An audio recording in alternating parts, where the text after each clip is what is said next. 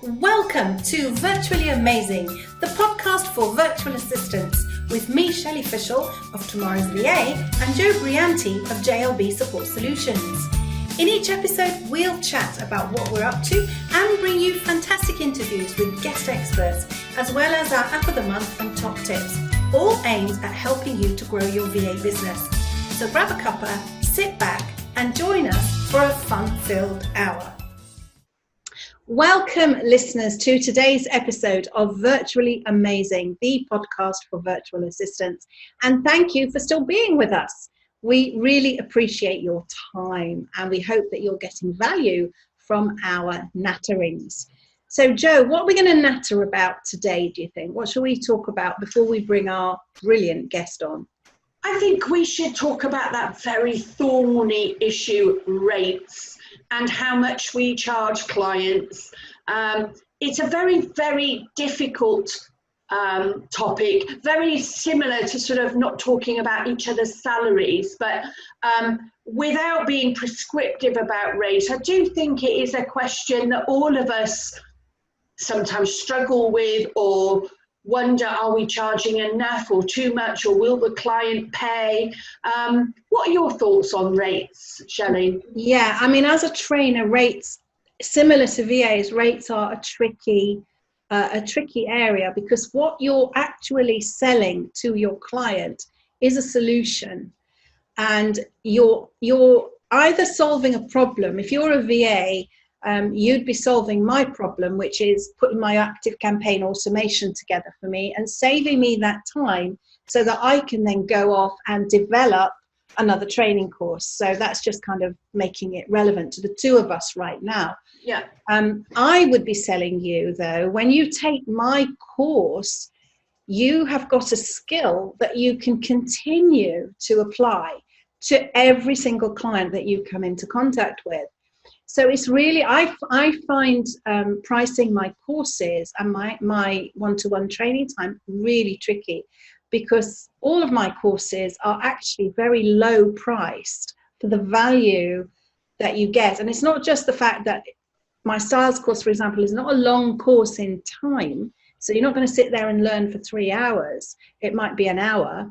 But the skills that you gain at the end of that hour are going to enhance your work and bring you in more money over time. So it's a really tricky one how to price. I don't want to price my courses at £39 because that seems, that it's too cheap. And people don't value cheap either. I think there's that part of the equation too.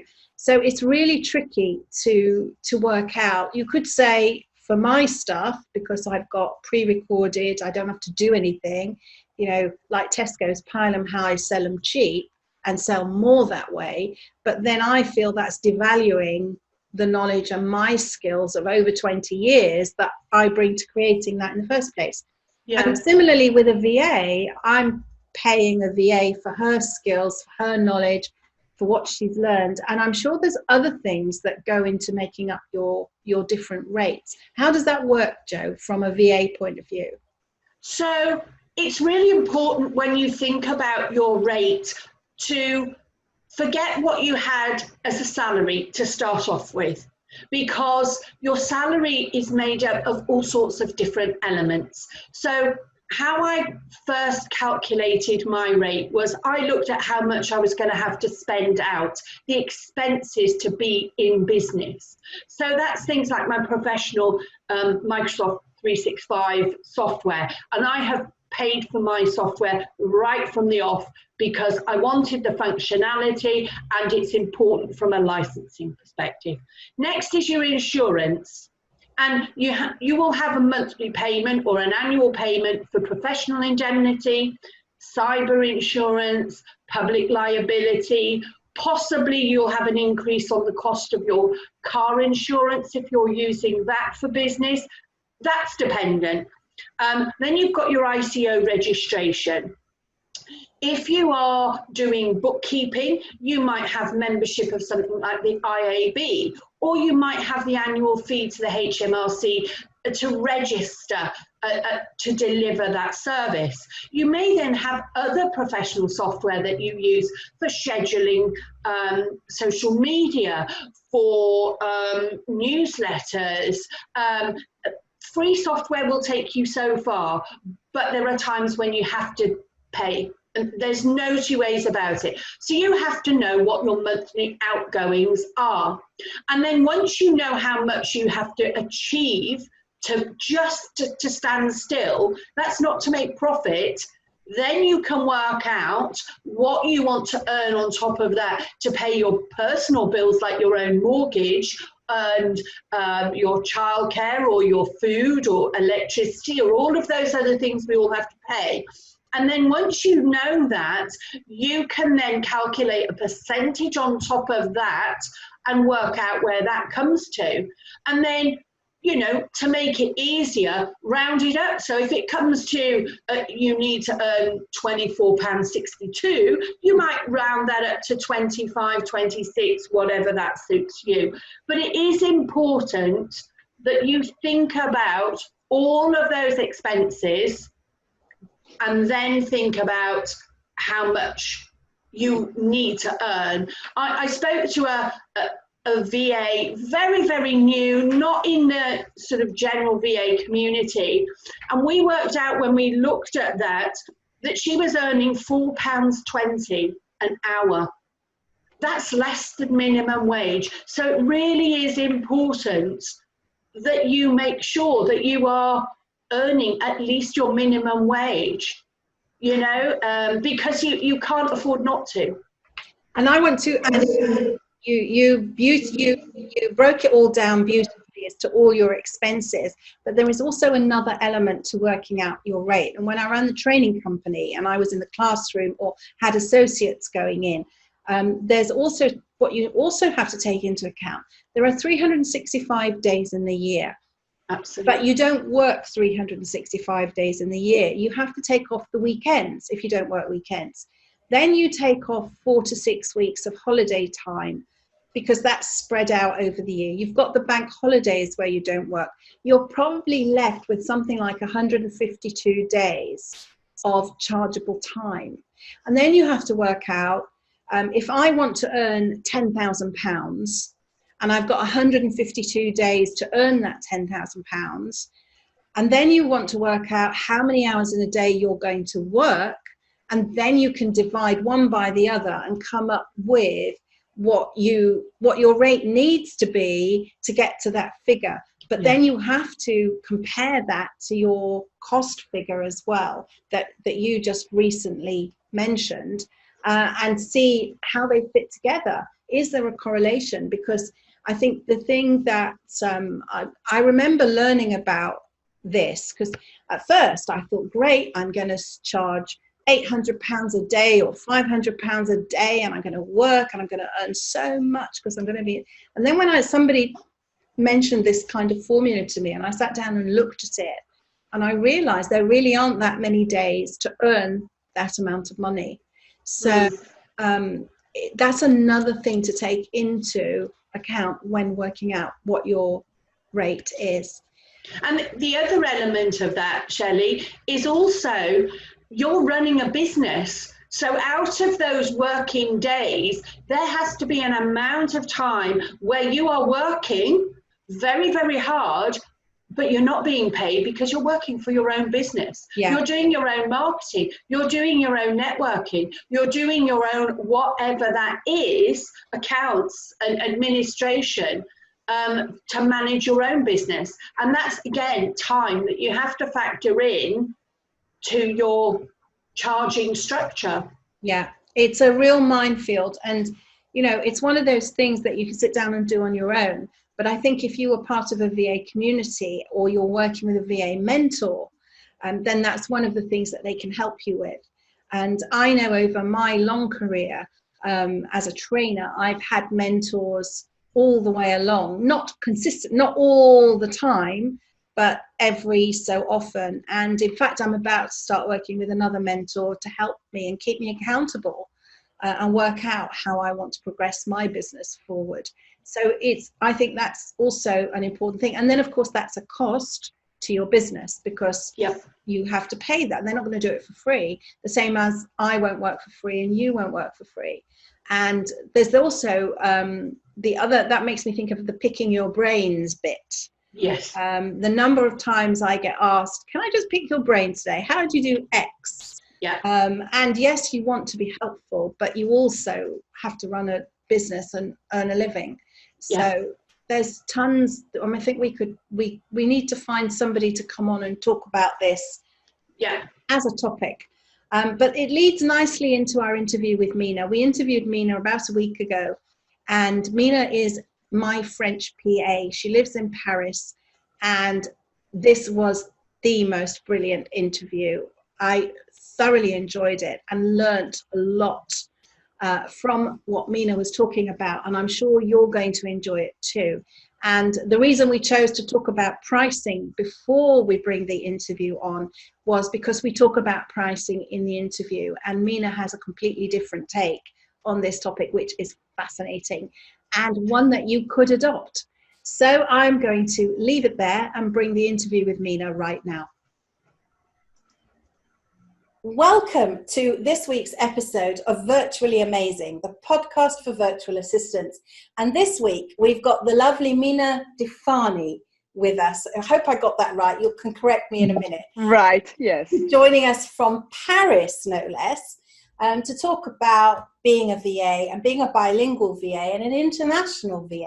So welcome, Mina, to the podcast. Thank you, Shelley. Thank you, both of you, to welcome me today. I'm really grateful and honored to be part of your podcast. Thank you.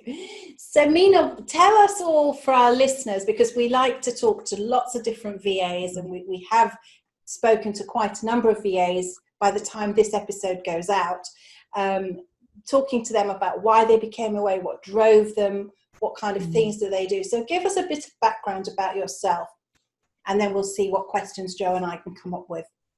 Thank you. Well, my name is Mina. I'm raised, educated, and located in Paris, in the center of Paris, really. I'm not living in the suburb. I'm in the northeast of Paris, living in front of a beautiful park, one of the biggest parks of Paris, called Butte-Chaumont. I'm 40 years old. I'm divorced. I have a 9 years old little girl, and she's my joy and my treasure. And she's the reason why I've become a VA. I've started my professional career as a PR, press and public relations consultant. And in the middle of my, let's say, my late 20s, young 30s, I really reconvert myself to this profession.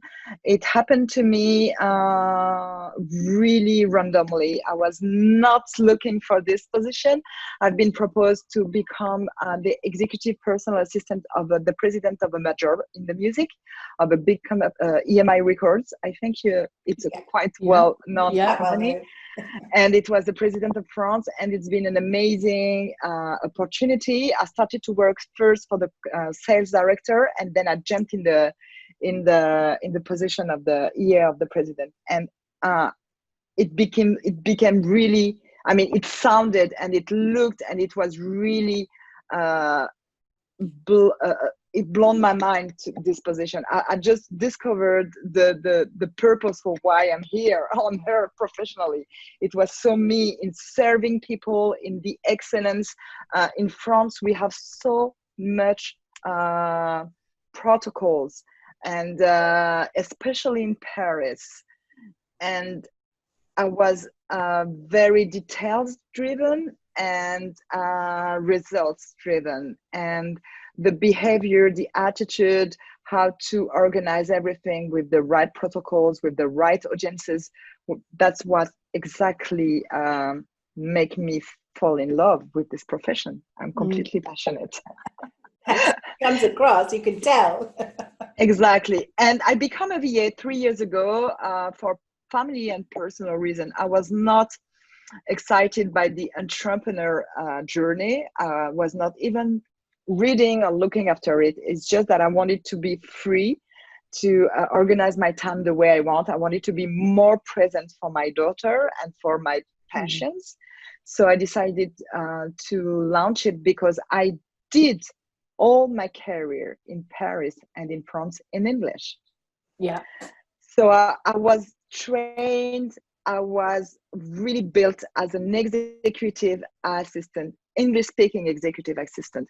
So I was reading everything in the English speaking admin industry, the executive secretary magazines. I'm a member of International Management Assistants, and I was witnessing this big boom of VAs in UK, in US. So I knew that it was possible to be an EA or a PA, but in a different time space and in different workspace.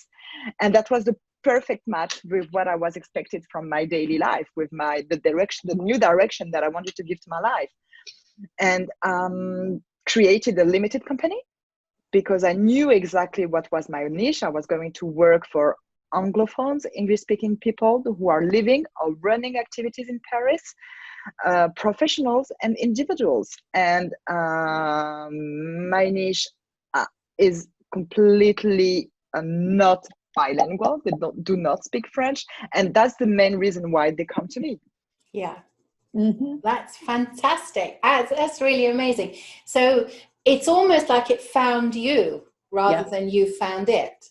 Yeah, so I've been really lucky to be surrounded by great experts to brand my name, my logo, my website, to train me with the social media. And I just, the first year of my activity, I did all the English speaking networking that exists in Paris.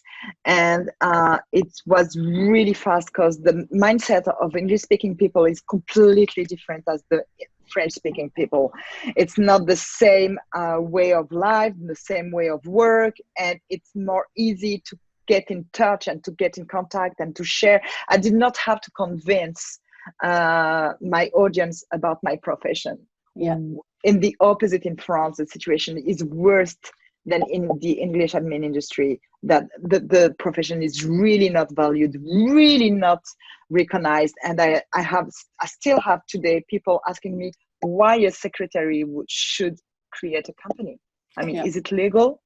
I'm asked if it's legal to do it. Is it legal? That's funny. That's that's very, very interesting, the different mindset between the two cultures. So I'm just wondering, you've done an awful lot in your career. What services do you offer as a VA to your clients? So my main expertise is time management. It's about balancing private life and professional life. And with the community of expatriates that we have in Paris, knowing how the French bureaucracy is heavy. So I'm proposing packages of 1 day, which is the service that this is the product that I sell the most, is 1 day a month or 2 days a month. I come and I organize everything privately and professionally. It can include the one person, or it can include all a family. Right.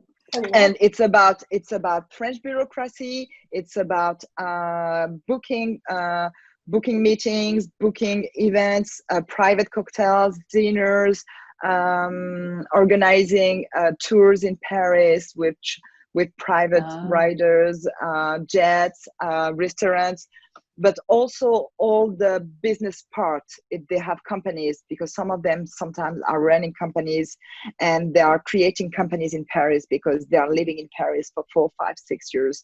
So I'm like the basic admin with the expenses, the accounting, the relations with the different suppliers. So I have this 1 day for individuals and some business owners, some small business owner, SBO. I have also monthly packages that started from 20 hours, and the more hours I had, I think, was 100 hours a month. Wow. For a Danish businessman who was in Paris for 7 months. He really needed me in private and professional life. And I also have the events package. So I'm organizing different events. It can go to private cocktails, to speaker gigs, to being the window contact in the wedding organization between the clients and the wedding planner and all the suppliers. Yeah. And actually, I had 2 weddings this year, and I've lost these 2 huge contracts, and they were happening in August. It's a pity what happened with the COVID-19, but that's life. We're still here, and it's fine. Wow, that's amazing. Yeah, I mean, I'm English by birth. I live in Israel, which has also, and I am also bilingual. I speak Hebrew. I lived here as a child.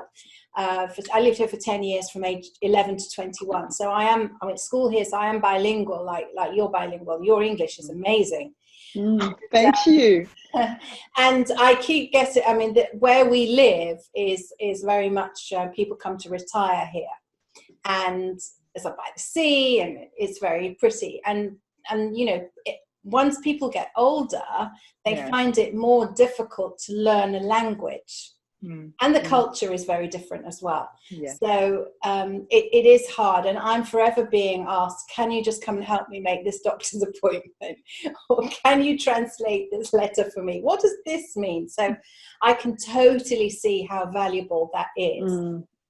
Yes, definitely. Yesterday I was with an Australian client. She was so stressed because she was renewing her visa for 4 years to live in France. And the list of documents, the process, the meetings, the attitude of the institution is so scary for the foreigners and expatriates that I think she just asked me to be there with her to feel secured, to be sure that there will be someone on her side. And everything runs really well. Sometimes it runs really well, and she got it, and she was so happy, and I'm so happy for her. And that's exactly that kind of support that I like to do, because I it's not about feeling used, but it's about serving people. It's really about being this person who will take your hand and tell you, I'm here. Peace of mind now.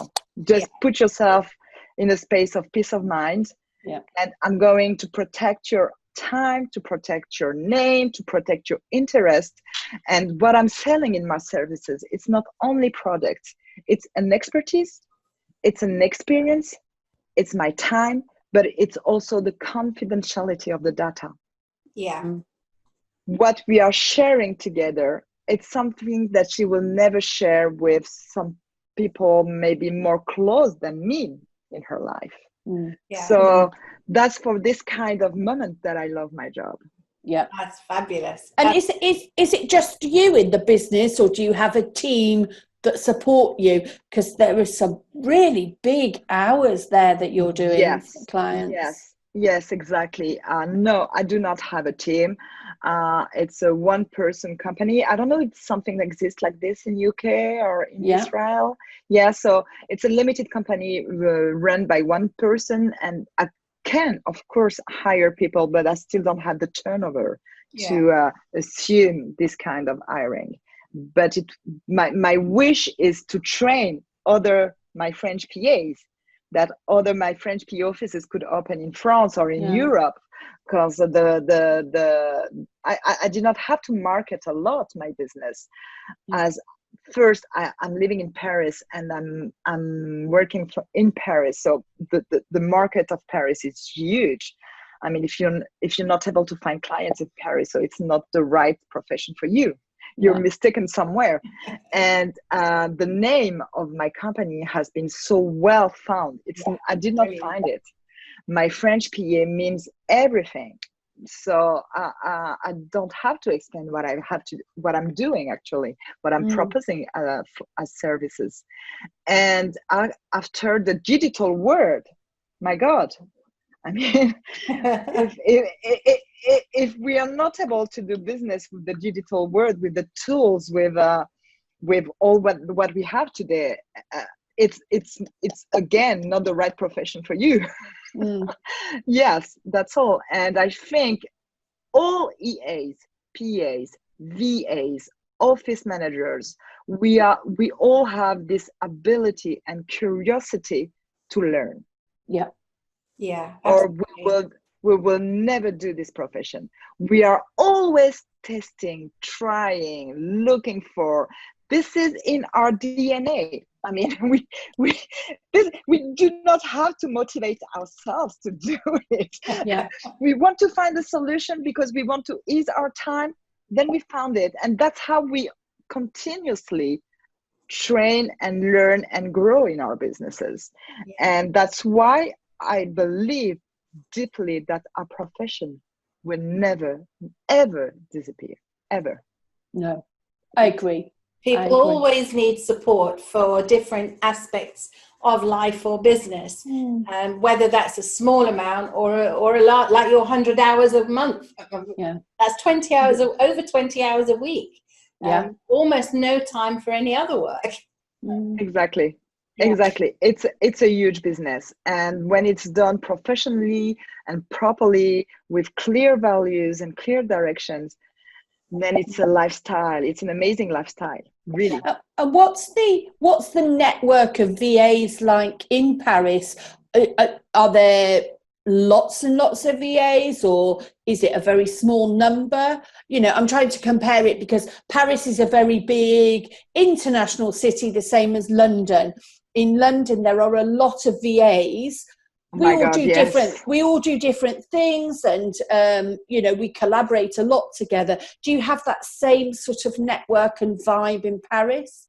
So I started my activity, and I created my company being surrounded by VAs in Paris, and they are all self-employed. They are not in a limited company status like me. Some of them are already in place more than 10 years.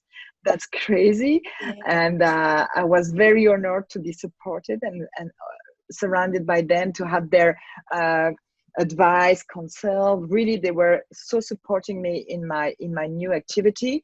And that's how I met Jennifer Chamberlain, who is my bilingual VA.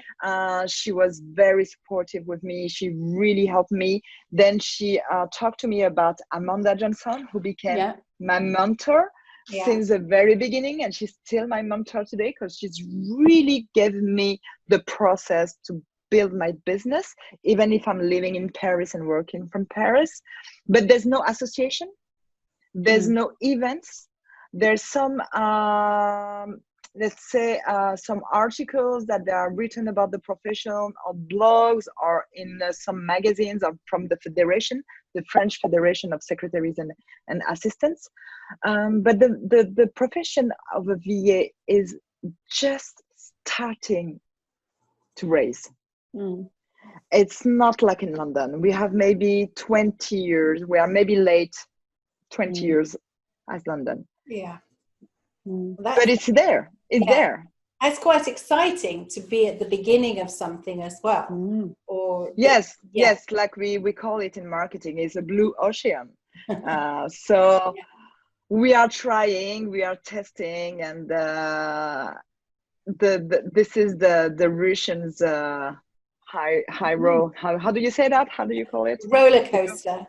The roller coaster, exactly. Yes, we call them the Russian ones in French. And yes, being entrepreneurs is really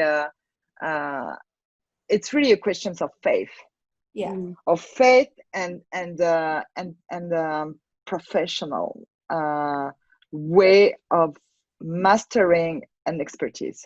Yeah, absolutely. So before we started to record, we were asking you if you had clients from France, or they just expats in France, and you were saying you have clients all over the world. So do you want to talk about working internationally a little bit as well, because that's a fascinating topic all by itself? Yes, actually that's the part that I like the most in my profession, actually, as a virtual PA, because I'm a book lover.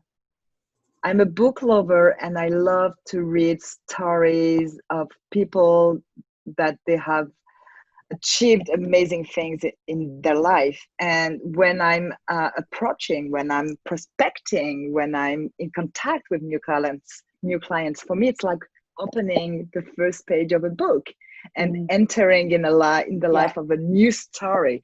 And that's why working in English and with English speaking people, it's amazing for me because, for example, my American client, she's a very famous author, and she's living between New York and Paris because she was married to a Frenchman and she got 2 kids with. So she has a whole life to organize around her private and professional life.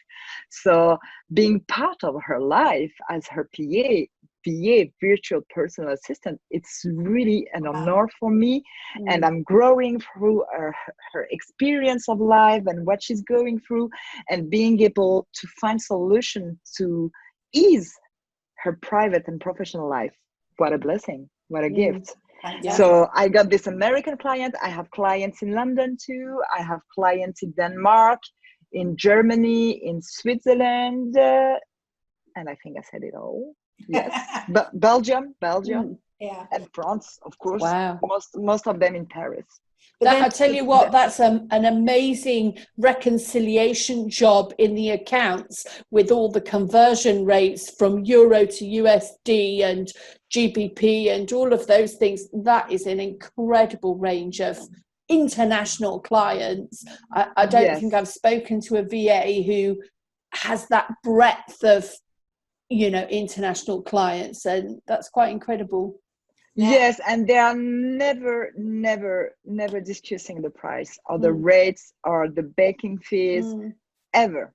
Yeah. Because what they want is to find someone who will make the job and get the solutions and implement the solutions. Yeah. So whatever the rate is, they're gonna pay for it. Yeah. So my rate is completely out of the market. I'm not in this scale of 25, 30 euros until 60 euro. I'm much more. I'm between 75 and 150 euro the hour. Yeah. But what you do is clearly worth that. And you're dealing also with a different type of clients as well. And what I loved at the beginning was you said you knew who your clients were going to be before you started. You knew. I knew exactly. My niche. And I think that makes life a lot easier when you know who you want to work with. Yeah. It really does. Yes, it gives you the direction, and then I mean, it's simple. You can't start an activity without networking, talking about your business, and it's been an amazing training for me too to prepare my speech, my elevator pitch, the way some trainers told us to prepare when we have only 1 minute to talk to someone, how we can talk about our business with this elevator pitch. So I really needed these 2 first years to clearly package my projects. Yeah. I have tried so many different formats, rates, prices, and it's only at the 3rd year of activity that I really found what works for me. Doesn't mean that it will work for everyone, but I had this amazing chance to have Amanda Johnson with me, who was always pushing me back to the big picture. Don't forget the big picture. This is your direction. This is exactly where you want to go. And I agree that this is where you have to go. So she really supported me in packaging the right products for my business as Mina Difali, as my French PA. I think that's also a really important point, because over the course of my career, I mean, I've been training for a very long time and had my own business since 2002, I think. That's when I went freelance first. But I've always had somebody to work with. I've always had a mentor or a business coach, whether that's been a short-term thing where I've booked, 6 sessions to get me through something, or I've needed to work with somebody long time. I had 2 different business coaches right at the beginning to help me validate my business when I had a training company, what the business proposition was, who the clients were going to be, and all that kind of stuff. And I think it's really, those people who really soar above everybody else usually will have somebody supporting them and helping them. It's so smart of you to have done that, because we can't be trained on something new if we don't surround ourselves by experts. Yeah. This is it's so important to invest in the beginning, not after all the fails and all the tries and all the tears. Yeah. But it's so important to invest, and that's exactly, I put a lot of money in the beginning of my activity, but I have met all my goals in terms of turnover, in terms of product, in terms of lifestyle, everything. I mean, really, I'm blessed, and today I'm praying to not go back as an employee. I don't want to go back to what I know. I want to keep this. Yeah. I really love it. And how do you manage, Mina, the juggle being a working parent in Paris and sort of school holidays, and how does that fit around your client base? Actually, we don't have the same relationship when you are a PA or EA to a manager or president or whatever the position of the manager in the company, and when you're working with another small business owner or another company or a businessman. We are at the same level. I'm a business owner, and I have maybe a manager or an expatriate, so we talk the same language.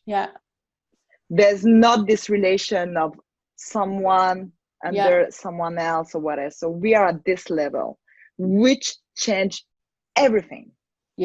So actually, I'm not asking if it's possible. I'm telling how it's gonna be. I like this. Do you see the difference? Yes, I do. I absolutely do.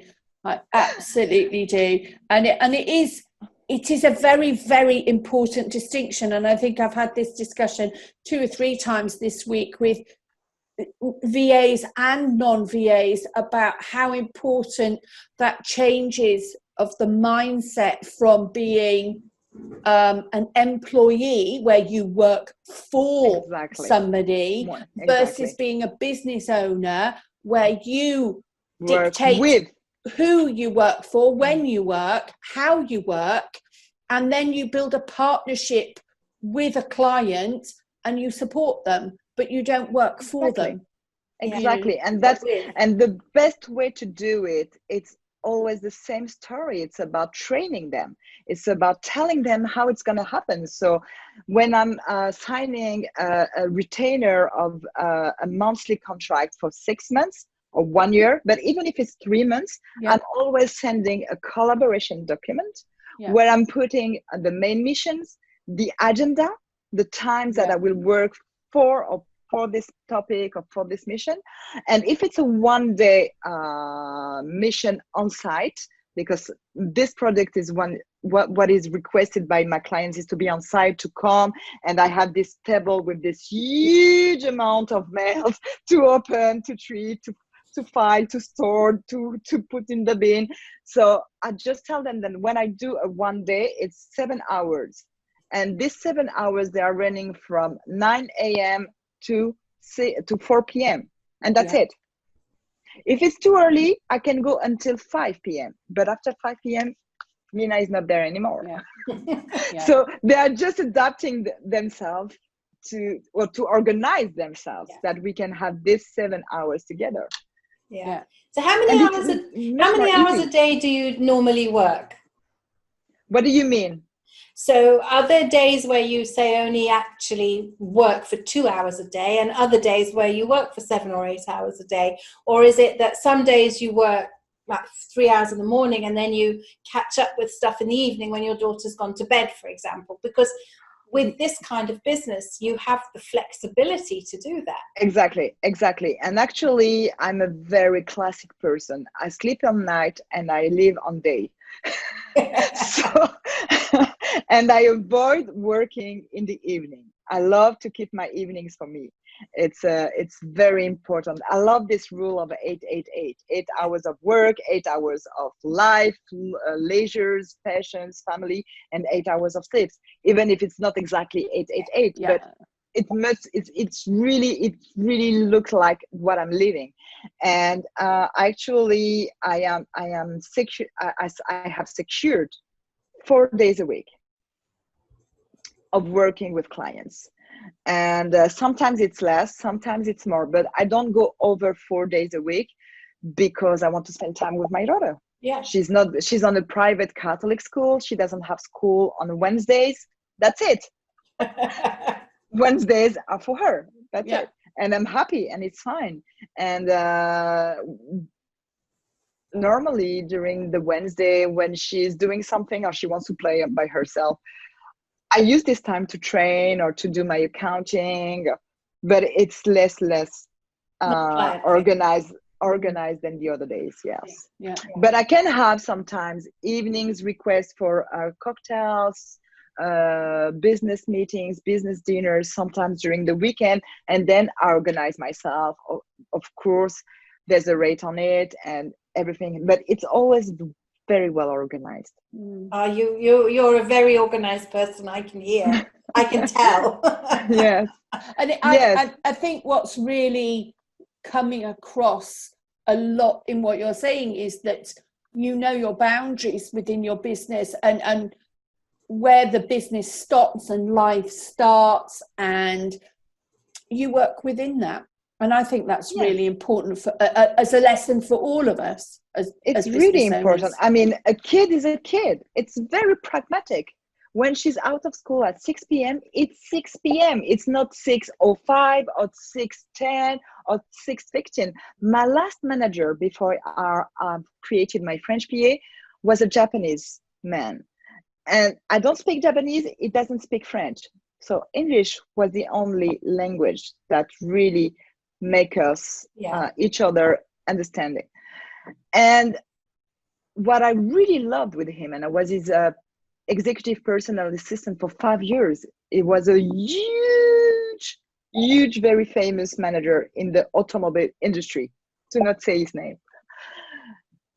He was always asking me if I was available for him.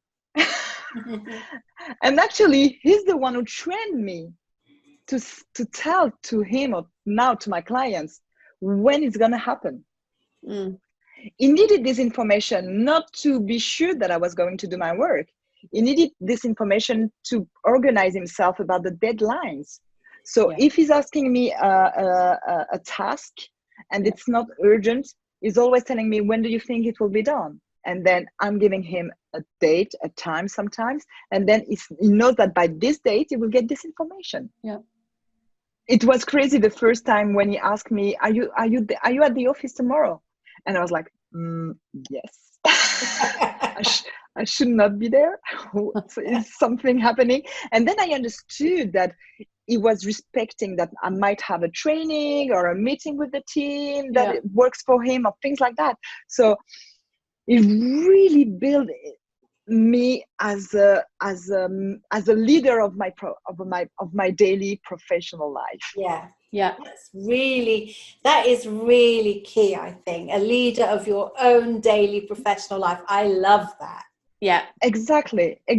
And that's how it's organized with my daughter. So if she's quitting the school at 6 p.m., there's no way that I'm going to stay more than 5 p.m. at my client's place. That's all. I mean, there's no discussion about it. It's 5 p.m. It's 5. And actually, they're like this. They're the one that they're watching the time. It's already 4. Mina, it's already 4. Okay, so for me, the priority before you leave is this, and then we will see this next time you come. And that's super. I found this really cool. That's brilliant. That's fantastic. That reminds me, my husband's an accountant, and he had some Turkish clients at one time, and they would come to London every summer. They had an office in London, and he'd go and see them at their office in London. And more often than not, it was a Friday, which for us is problematic in the winter, especially. Yes. You have to get home before Shabbat, early and before it gets dark. And the client would be saying, come on, they were strict Muslims. You know, they weren't strict Muslims, they were Muslim, but they knew all about it. And he would be saying to David, come on, you've got to leave now or you're going to be late for your Shabbat. You know, there are people like that. I think that's brilliant. I think that's brilliant. But I love the idea of leading your own daily life. Because especially in our digital age, we all become slaves to the phone, to the computer, to all of the social media stuff that's around. And it's very tempting to deal with that sort of stuff or reply to stuff out of hours. Yeah. So I really commend you for that. That's fabulous. Yeah, I agree. Mina, it's been a phenomenal pleasure talking to you. I've loved getting to know you more. And I think you've got a great little business there. And I'm waiting to see the franchise of My French PA.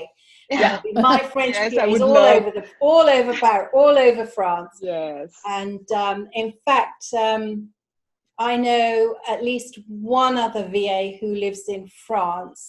She's English, and they moved to France a couple of years ago. So perhaps I'll put you in touch. I would love to. Yes. Thank you for your invitation. It's been I was really thrilled and yearning to get this done with you, and I'm so happy. Thank you so much. I know it's been a pleasure. It's been a real joy and really very interesting. Lots of great points there for the VA community to take away and learn from. Brilliant. Shining example. Merci. Okay. Thanks ever so much, Mina. Thank you.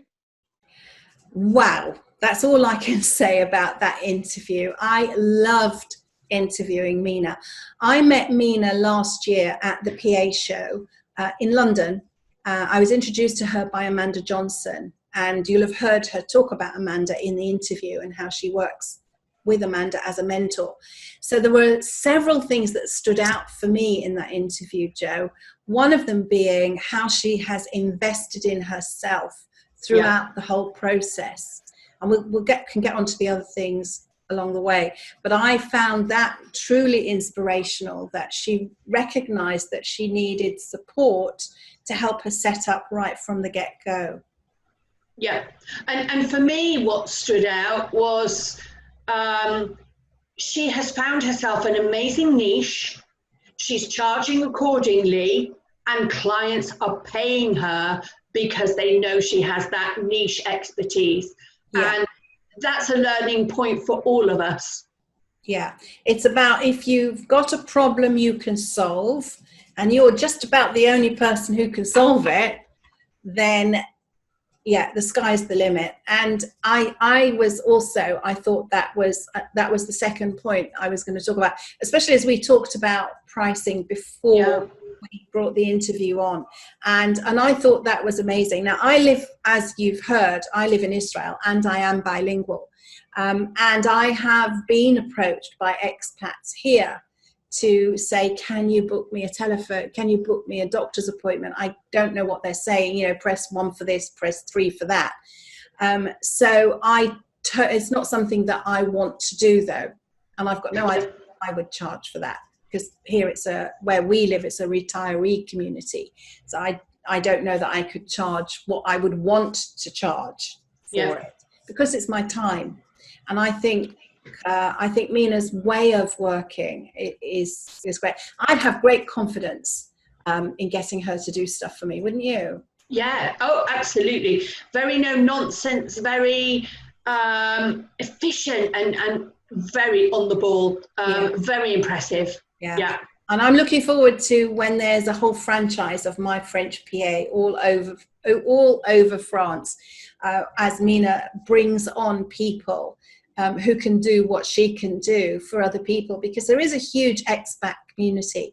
And I think if you're a VA living in another country, what springs to mind for me is it is something that you could look at. If you've been living there for a long time and you speak the language, then it's definitely something that you could offer if you're built that way. Not all of us want to deal with bureaucracy, but if you know the system, it's something definitely that will help.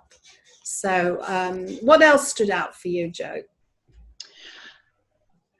Mina's go-getting attitude, her absolute determination that this is how it was going to be, this was what she was going to do. She was very clear on her boundaries, which were, you know, almost non-negotiable. And that's a very good thing. That's a very good thing, because it sets up, and we've talked about this a number of times, about balance. And part of getting balance is about being very clear on what you do, when you do it, and who you do it for. And those boundaries for Mina are very, very clear, and that stands out hugely. Yeah. And, you know, I love the fact that she tells her clients she's going on holiday. And it's not, you know, it's not, is it convenient? And I love when she said about her clients know that if she spends the day with them, that she has to leave at 5 o'clock in order to collect her daughter from school, and that the clients are the ones clock watching from 4 o'clock so that she gets off in time.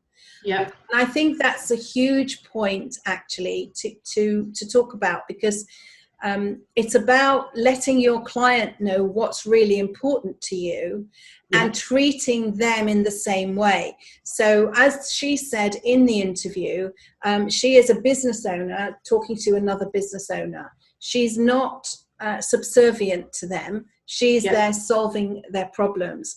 And I think that is a huge mindset shift for a lot of us. Yeah.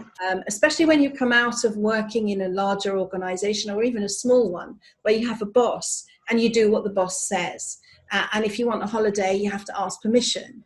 And if you need to leave for a school outing or to go to something or a parents' evening, you have to get permission. Whereas Mina has turned that on its head and sets out at the outset to her clients, this is who I am, this is what I do, and this is my non-negotiable. And yes, I'll be flexible if you need an evening booking of something. She has that in her capacity, but she charges more for that, which is commendable because it's out of hours. And she has to have time to make the required arrangements for her family. And I just thought that was brilliant. I agree. And there's a part of me that thought, gosh, I wish I had some of that steel, you know, and because I am one of those who does sometimes let the boundaries slip, particularly when things are difficult and you're just, you know, okay, and you go that. But she's very resolute in that, no, these are my boundaries. The client works like this because I work like this, or they're not my client. Yeah. And she's very definite about what she does and doesn't do. And in a way,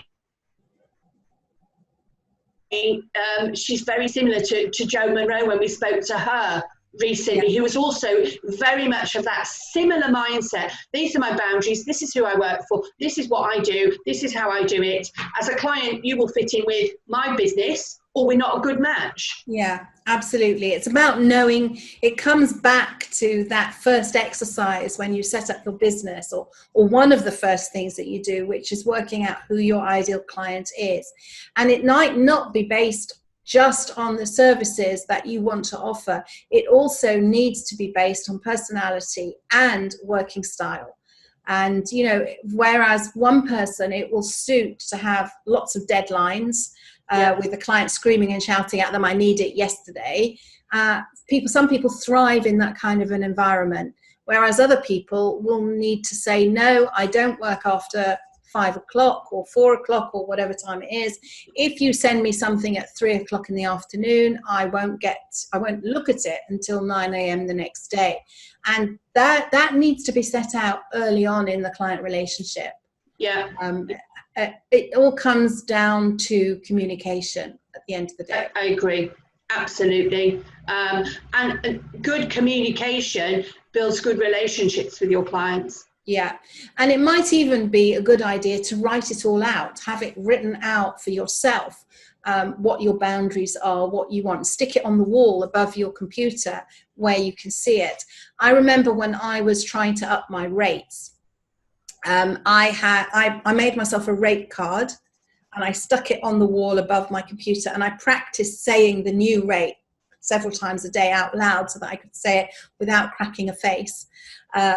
Because, you know, often when we want to up our rates, we get the feeling of, I'm not worthy, I'm not worth that much. Who's going to pay me for that? Are they going to pay me that much?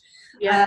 And you put yourself, do I want to pay that much? But that's not the right mindset. The right mindset is, I'm solving your problem, and it's worth that much. And that's Mina's mindset, which I so admired. Yes, absolutely. Very, very impressive business, and growing. Yeah, totally growing. And I can see she's going to end up way over capacity at some point, which is brilliant place to be for anyone. Well, that has been another fascinating episode. No top tips and tool tips this week. I think we've waffled on long enough, or we've chatted long enough. And listeners, this was the end of our second series. And we are just so thrilled that you're still with us and still listening. And we'd love to continue this. We're about to start booking our next series of guests. So if you'd like to be one of those guests, do get in touch. Shelley at tomorrowsva.com, Jo at jlbsupportsolutions.co.uk, at Virtually Amazing is the Facebook page, and you can find the episodes on all good podcast players, and also on tomorrowsva.com/podcast episodes. And we'll see you next week. You've been listening to Virtually Amazing, the podcast for virtual assistants with Shelley Fishel and Jo Brianti. We look forward to seeing you, or hearing you, or you hearing us in the next episode, which is coming very soon.